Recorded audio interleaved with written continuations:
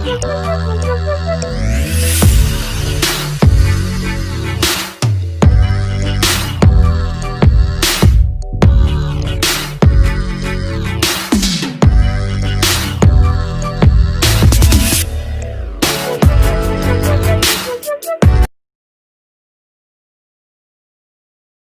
आप सभी का एनआईसी की ऑनलाइन क्लासेस में स्वागत करता हूं।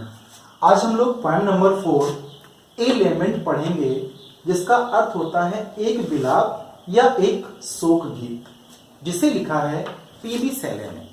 अगर हम लोग इस पोएम की बात करें तो जब पीबी शैले 28 साल के थे तब इनको ये एहसास हुआ कि अब इस दुनिया में वह और दिन जीवित नहीं रहेंगे और जितनी भी चीजें इस संसार में सुख देने वाली होती है वो सभी इनको दुखी कर रही थी। तभी इन्होंने अपने जीवन के दुख को ध्यान में रखते हुए इस कविता को लिखा और इस कविता के माध्यम से ये बताना चाहा कि जब एक व्यक्ति का अंतिम समय आ जाता है तो वो कैसा महसूस करता है, क्या उसके अंदर फीलिंग्स होती हैं और क्या वो महसूस करता है। आइए हम लोग इस पॉइंट को पढ़ते हैं और समझते हैं। O world, O life, O time.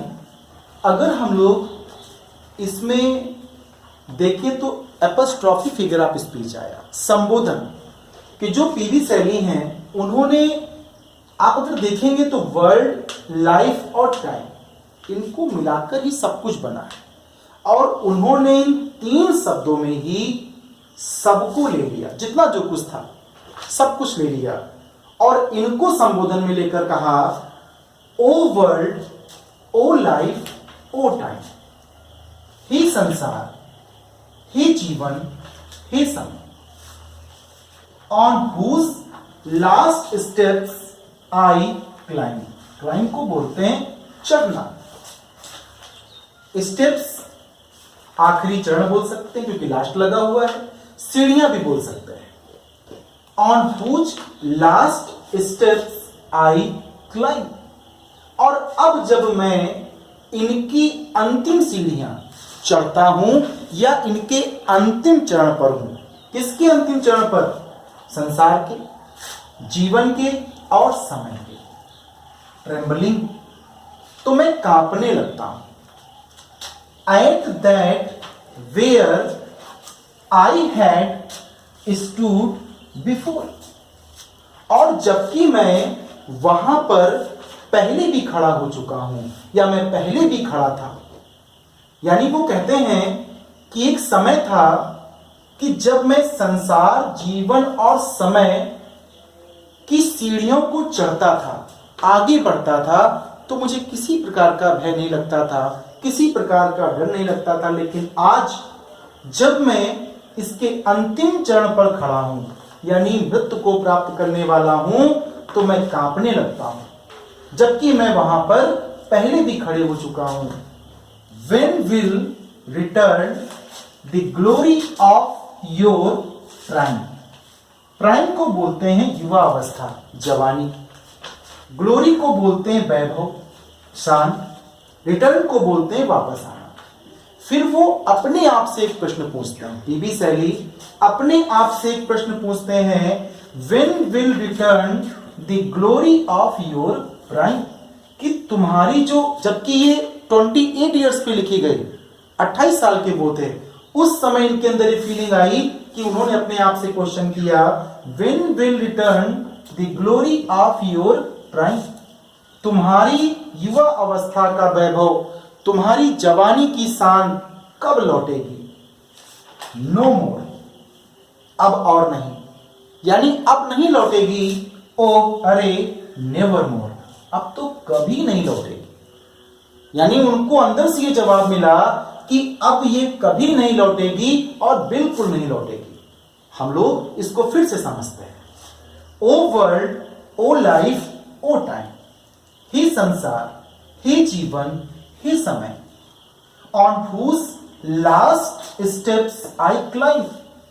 जब मैं इनकी अंतिम सीढ़ियां या इनके अंतिम चरण पर पहुंचता हूं या चढ़ता हूं, ट्रेम्बलिंग, तो मैं कांपने लगता हूं।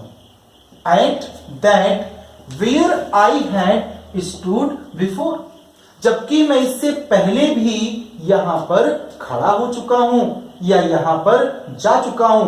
अब देखिए, आप इस बात को जरूर समझिए कि ये जो स्थान की बात कर रहे हैं, स्टेप्स की बात कर रहे हैं, ये कोई जगह की बात नहीं हो रही है, ये जीवन के पलों की बात हो रही है। जब लेखक को लगता था कि वो अभी जीवित रहेगा, उसकी मृत्यु नहीं आने वाली है, तो उसको ये तीनों चीजें बड़ी अच्छी लगती थी, वो अपने सारे काम भी करता था। लेकिन जब आज उसको लग रहा है कि मैं कांपने लगा हूं, अर्थात उसको ये महसूस हो गया कि अब वो इस दुनिया में अधिक समय के लिए नहीं है, फिर वो अपने आप से क्वेश्चन करता है, when will return the glory of your prime, कि तुम्हारी जो युवा अवस्था की शान है, सुंदरता है, वैभव है, वो कब लौटेगा।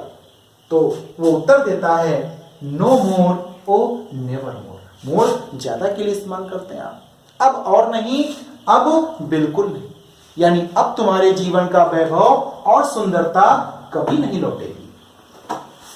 Out of the day and night, दिन और रात से आउट ऑफ, गायब हो गया। A joy has taken flight, उड़ जाना, चले जाना। जो एक खुशी थी वो चली गई, फ्लाइट, उड़ गई। यानी हर व्यक्ति को दिन में, रात में, जितने भी मौसम है, वो उसको आनंद देते हैं, वो खुश होता है। लेकिन पीवी शैली कहते हैं कि अब ना तो उन्हें दिन जॉय देता है, आनंद, और ना ही उन्हें रात आनंद देती है। दिन और रात यानी उनके पूरे, क्योंकि दिन और रात को मिलाकर तो जीवन बनता है, यानी अब उनके जीवन में किसी प्रकार का सुख नहीं रह गया। फ्रेश स्प्रिंग, ताजी बसंत, यानी जो बिल्कुल बसंत आई हो, आगमन हुआ हो, एंड समर, और गर्मी, एंड विंटर होर। होर या हॉर को बोलते हैं जो सफेद घना कोहरा होता है। मूव, घुमा देता है।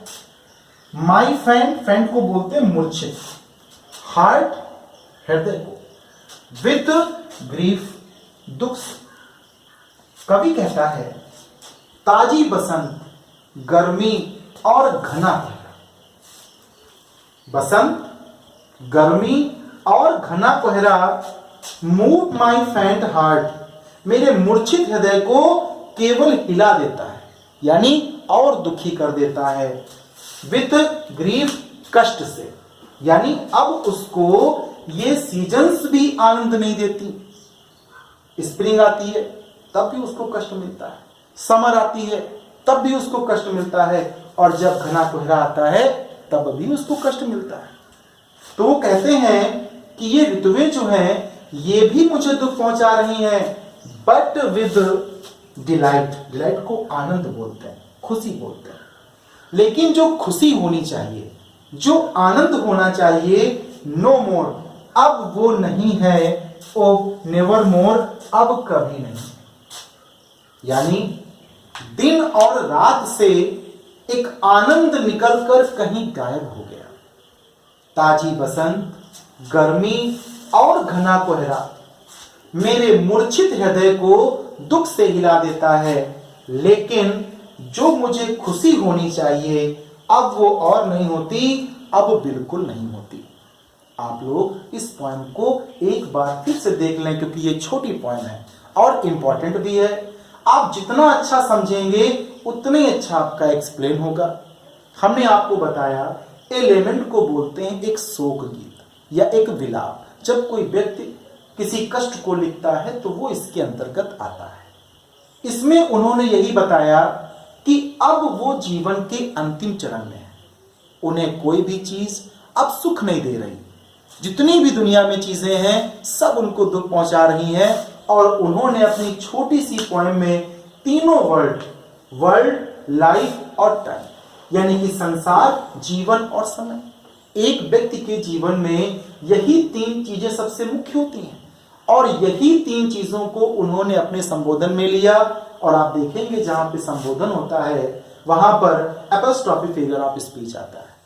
हर जगह पे देखिए एपोस्ट्रोफी साइन आपका लगा हुआ है। हम लोग इस पॉइंट को शॉर्ट में एक बार और समझ लेते हैं। पीबी शैले कहते हैं, O world, O life, O time, हे संसार, हे जीवन, हे समय, on whose last steps I climb.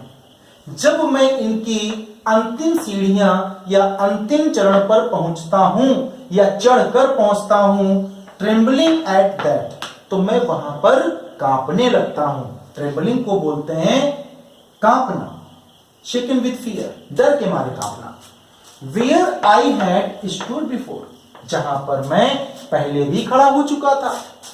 When will return the glory of your prime?